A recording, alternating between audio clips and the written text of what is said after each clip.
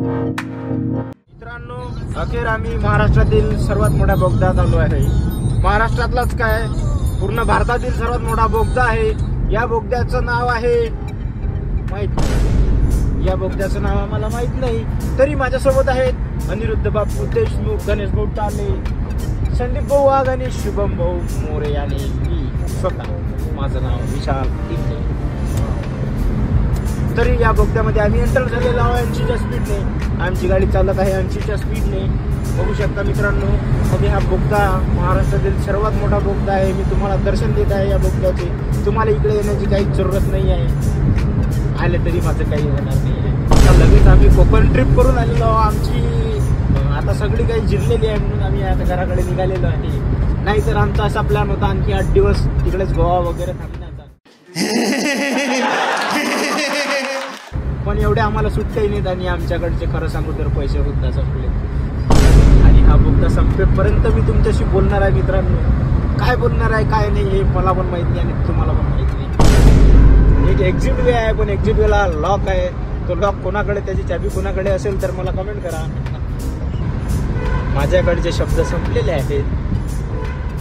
हा बोगदा नाही संपू राहिला तरी साला हे दुःख काय खतम नाही होता बे. आणि हा बघू शकता तुम्ही, पूर्ण दगडात बांधकाम झालेलं आहे मित्रांनो. याचं पूर्ण दगडातून, म्हणजे हा कोणता घाट आहे रे? हा कसारा घाट आहे मित्रांनो. कसारा घाटातून याच्यात कोणता रेडिओ लागला रे मित्रांनो. आम्हाला अतिशय सुंदर असा आवाज येत आहे. आपल्या बस स्टँडवर जसा आवाज येते, गाडी क्रमांक 1552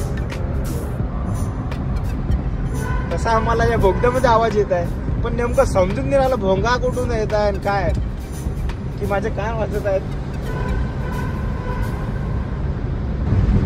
बोगद्यामध्ये खूप गरम वाटत आहे. आम्ही आता बाहेर होतो तर आम्हाला थंडी वाजत होती.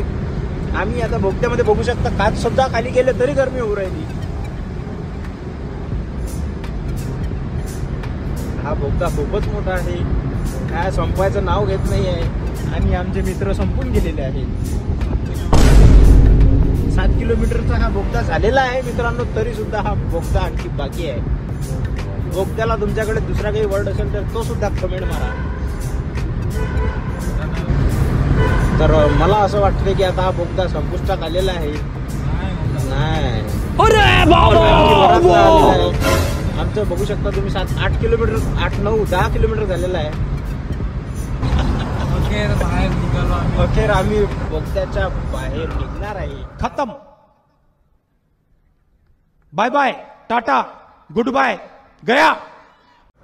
आम्ही बाहेर निघणार आहे आणि एवढी थंडी वाजत आहे आता बाहेर आल्या लगेच. बघू शकता तुम्ही, हा पथकर नाका आहे. 700 मीटर इथून इगतपुरी जाणार रस्ता. नागपूर सरळ. आम्हाला अकोला जायचं आहे म्हणून आम्ही नागपूरसाठी रवाना झालेलो आहे. धन्यवाद, आम्ही तुमचे आभार मानतो. तर चला मित्रांनो, बाय बाय, गुड नाईट. झोपू शकता.